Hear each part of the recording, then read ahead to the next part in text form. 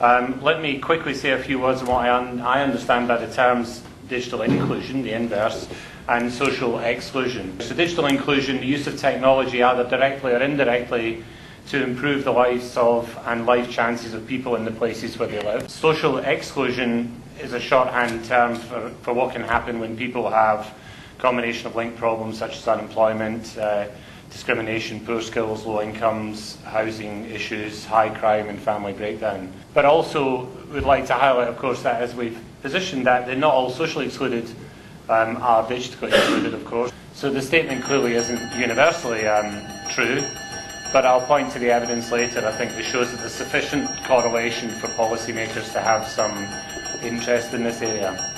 But let's just consider why it actually matters. Well, social exclusion obviously comes at a massive personal, social and economic cost.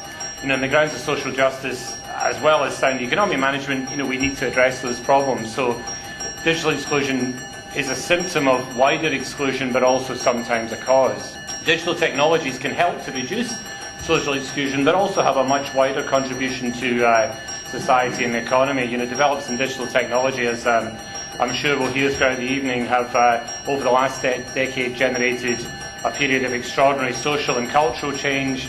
Digital technologies have impacted on almost every aspect of modern society, and they can improve how we work, how we're entertained, how we communicate with each other, the healthcare available to us, and how information and knowledge can be brought together and used for our benefit. But the benefits, of course, are not enjoyed by all.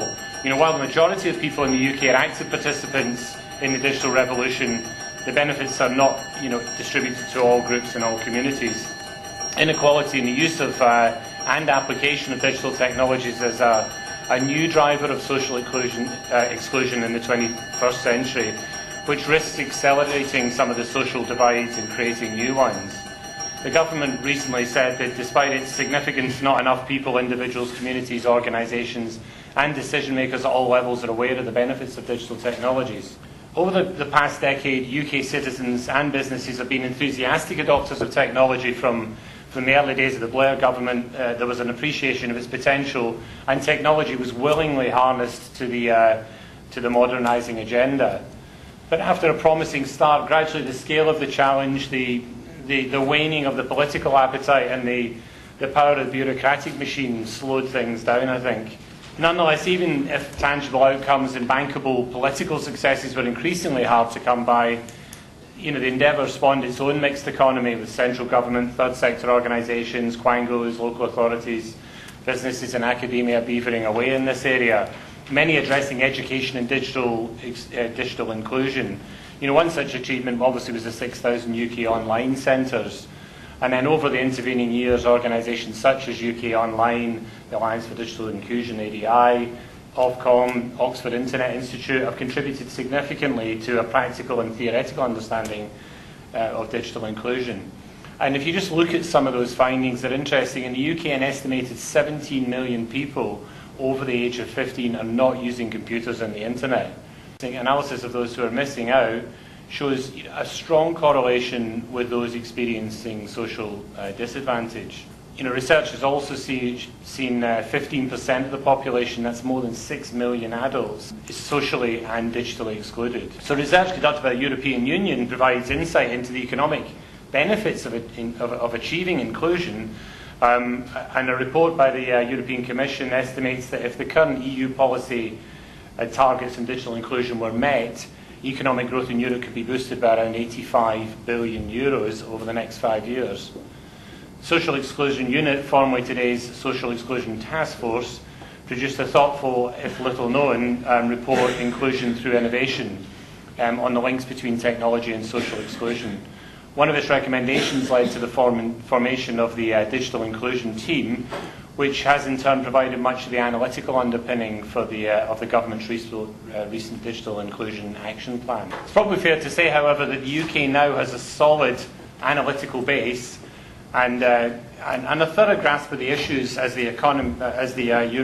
any European company but we're still some way from concerted action. So in fact, if we look at the way government IT has progressed over the last decade, we can see that there's been tension between business of government and the business of government IT. Around the world, governments have looked at IT as one of the main weapons in improving service delivery. The scale of the challenge clearly is considerable. I think it's right and healthy to have robust discussions as to the way government uses IT as an instrument of its broader policy goals. But regardless of whether it's wholly accurate to caricature the present government's approach as centralising and top-down, it's certainly quite legitimate for George Osborne and his advisers to question whether a more decentralised approach is preferable, especially so if it's closely aligned with emerging thinking around Cameron's post-bureaucratic age.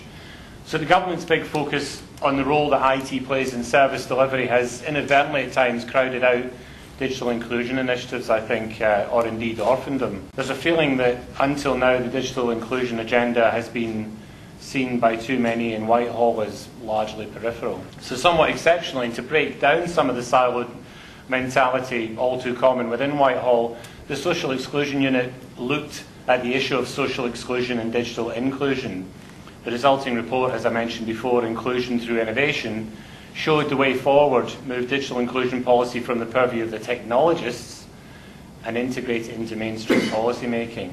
And of course, last month, Lord Carter produced his interim report, Digital Britain. But let me say that, welcome the fact that government acknowledges information and communication technologies are integral to our future prosperity, stability and security.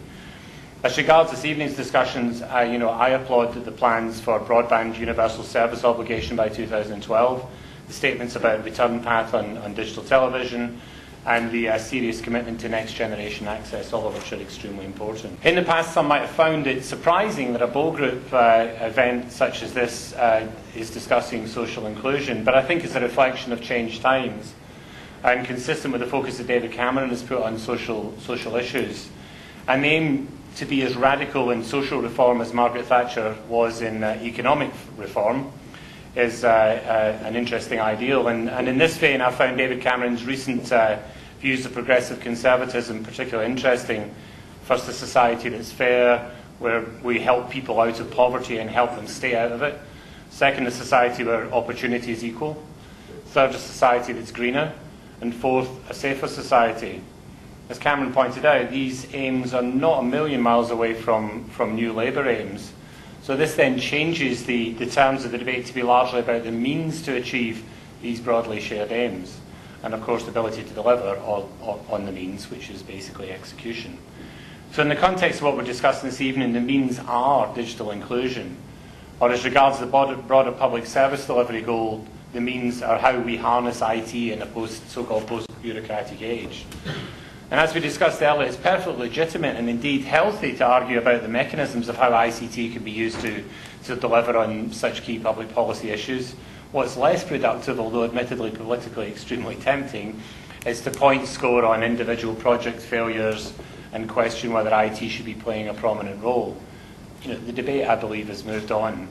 The focus is how IT can be used to shape and deliver the key policy goals, but not IT as conventionally understood. That raises a host of questions as to whether existing government or a future Conservative administration has the will, understanding and capacity to realise the potential of Web 2.0 and emerging technologies, and how new business models and social innovations can be powered by mass collaboration. These questions go beyond the scope of tonight's discussion. It seems to me that they need to be more tightly woven into a broader narrative that David Willits, Oliver Letwin and Jesse Norman and others have begun. So let me conclude with a few closing comments. Let's take at face value David Cameron's intention to be as radical in social reform as Margaret Thatcher was in economic reform. Let's also acknowledge, as Oliver Letwin has said, that it's not enough to treat the symptoms of social problems, you've got to tackle the causes. I'd argue that both propositions invite a serious look at social exclusion. I think there's a demonstrable link between digital exclusion and social exclusion. UK policymakers have a reasonable understanding of the problem, but I think there's still much to do. If there's one area that cries out for social innovation, it's social exclusion. I'll end with a suggestion to Adam and his colleagues in the Shadow Cabinet that a serious and committed focus on digital inclusion could be a good litmus test of new conservatism, connected, compassionate, collaborative conservatism. So thank you.